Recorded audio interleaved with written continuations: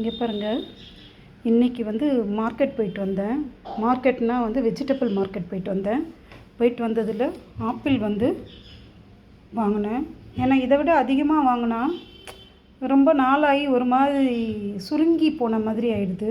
அதனால் apple okay, ஒரு நாளைக்கு ஒரு ஆப்பிள்னு சொன்னால் கூட 5 நாளைக்கு வரும் இந்த ஆப்பிள். ஆனால் மாதுளம்பழம் பார்த்தேன், மாதுளம்பழம் ஃப்ரெஷ்ஷாக எதுவும் இல்லாமல் இருந்துச்சு. அதனால் மாதுளம்பழம் இன்றைக்கி வாங்கலை, வேறு ஏதாவது மார்க்கெட்டில் பார்க்கணும். அதுக்கப்புறமா சக்கரவள்ளி கிழங்கு வாங்கினேன். இந்த சக்கரவள்ளி கிழங்கு நான் வாரத்தில் 2 நாள் ஒன்று தான் வேக வைப்பேன். ஏன்னா பூமிக்கடியில் விளையிற கிழங்கு எதுவுமே நம்ம அந்த அளவுக்கு எடுத்துக்க வேணான்னு சொல்லுவாங்க. அதில் கருணக்கிழங்கு மட்டும் ரொம்ப நல்லதுன்னு சொன்னாங்க. ஓகே, அதனால் சக்கரவள்ளி கிழங்கு 4 தான் வாங்கினேன். இது 2 வாரத்துக்கு இது இருக்கும்.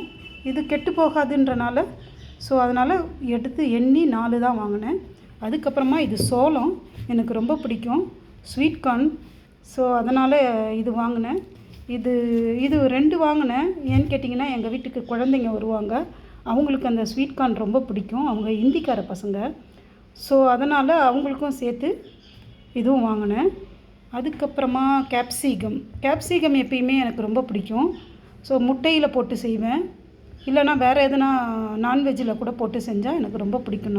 கேப்சிகம் அது ஒரு வெஜிடபிள்ஸ் மாதிரியும் ஆச்சு, சாப்பிட்ட மாதிரியும் ஆச்சு, அதே சமயம் எனக்கு ரொம்ப பிடிச்சதும் அதுவும். அதுக்கப்புறமா செவ்வாழை, எப்பயும் போல் செவ்வாழை சாப்பிடுவேன் இல்லையா.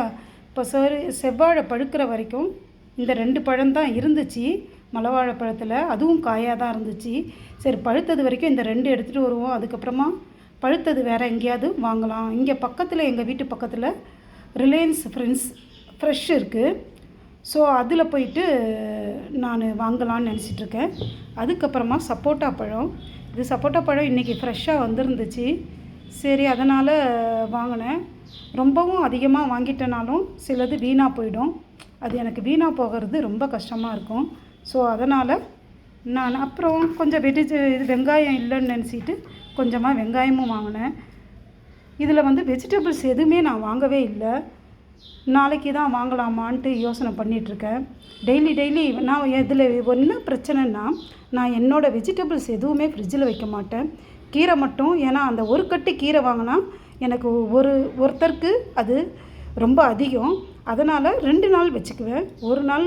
ஒரு கட்டு கீரை வாங்கி 2 நாள் வச்சுப்பேன். அதனால் கீரை மட்டும் ஃப்ரிட்ஜில் வைப்பேன். மற்ற எந்த ஐட்டமுமே நான் ஃப்ரிட்ஜில் வச்சு சாப்பிடவே மாட்டேன். ஃப்ரிட்ஜில் வைக்கிற மாதிரி வாங்கவும் மாட்டேன். பரவாயில்ல, வரும்போது ஆஃபீஸ் போயிட்டு வரும்போது வர வழியில் நிறைய கடைங்க இருக்கும். அதனால் ஒரு நாள் மேக்ஸிமம் 2 நாள் வெஜிடபிள்ஸ் தவிர அதிகம் வாங்கி போட மாட்டேன். ஏன்னா கெட்டும் போயிடும், நிறைய கொஞ்சம் கவனிக்கலைனாலும் கெட்டு போயிடும். அதனால் வாங்க மாட்டேன். சரி, இன்றைக்கி மார்க்கெட் போனது இதுதான் போனேன். ஓகே.